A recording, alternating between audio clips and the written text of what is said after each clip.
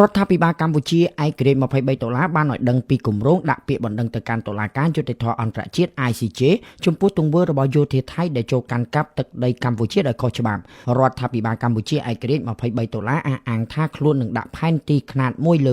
200,000ទៅកាន់តុលាការយុត្តិធម៌អន្តរជាតិ ICJ ដើម្បីទាមទារទឹកដីរបស់កម្ពុជាដែលថៃបានចូលកាន់កាប់រដ្ឋាភិបាលកម្ពុជាឯនេះវិញមិនបានបញ្ចេញប្រតិកម្មអ្វីចំពោះសកម្មភាពរបស់រដ្ឋាភិបាលកម្ពុជាឯករាជ្យ$23នេះឡើយដោយត្រឹមបញ្ជាក់ថាអ្វីដែលរដ្ឋាភិបាលកម្ពុជាកំពុងធ្វើគឺការតស៊ូមតិនៅលើឆាកអន្តរជាតិតាមរយៈផ្លូវការទូតឲ្យអស់ពីលទ្ធភាពលោកអ៊ុំសំអានប្រធានស្ថាប័នអធិបតេយ្យជាតិព្រំដែននិងអន្តោប្រវេសន៍របស់រដ្ឋាភិបាលឯករាជ្យ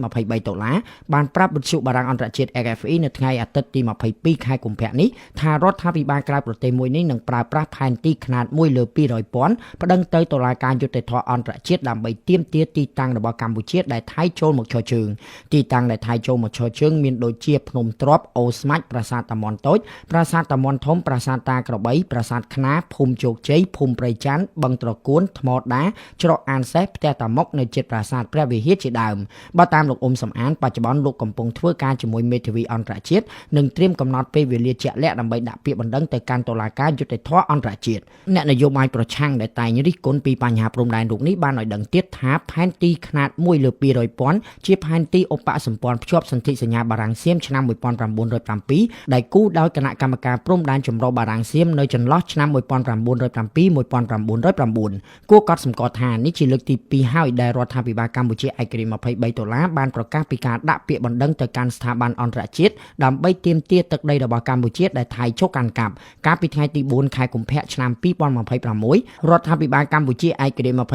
$23របស់អតីតមេដឹកនាំបកនយោបាយជំទាស់លោកសំរងស៊ីបានបញ្ជាក់ពីការដាក់ពាក្យបណ្ដឹងជាផ្លូវការទៅកាន់តុលាការព្រហ្មទណ្ឌអន្តរជាតិ ICC តាមរយៈមេធាវីអន្តរជាតិដែលជាតំណាងរបស់ខ្លួនកម្មវត្ថុនៃបណ្ដឹងគឺការស្វែងរកយុត្តិធម៌និងការពារផលប្រយោជន៍ដល់ប្រជាពលរដ្ឋខ្មែរនិងជនស៊ីវិលដែលរងគ្រោះពីការវាយប្រហារតាមអាកាសនិងកំភ្លើងធំរបស់កងទ័ពថៃនៅលើទឹកដីកម្ពុជា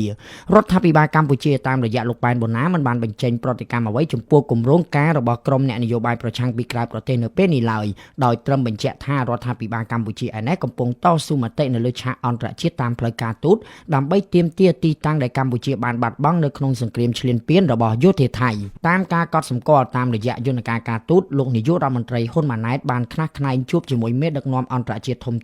និងបណ្ដាសារព័ត៌មានអន្តរជាតិធំៗដើម្បីប្រាប់ទៅពិភពលោកថាកងកម្លាំងថៃនៅតែបន្តឈរជើងនិងកាន់កាប់ជ្រៅចូលក្នុងទឹកដីកម្ពុជានៅតាមតំបន់ព្រំដែនជាច្រើនបើទោះបីជាប្រទេសទាំងពីរបានព្រមព្រៀងឲ្យមានបទឈប់បាញ់ក៏ដោយប្រមុខរដ្ឋាភិបាលកម្ពុជាលោកហ៊ុនម៉ាណែតបានដាក់ក្តីរំពឹងខ្ពស់លើសហគមន៍អន្តរជាតិជាពិសេសក្រុមប្រឹក្សាសន្តិភាពដែលបង្កើតឡើងដោយប្រធានាធិបតីអាមេរិកលោក Donald Trump ថានឹងអាចដើរតួនាទីនៅក្នុងការបន្ធូរបន្ថយស្ថានភាពតានតឹងនៅតាមបន្ទាត់ព្រំដែនកម្ពុជានិងថៃ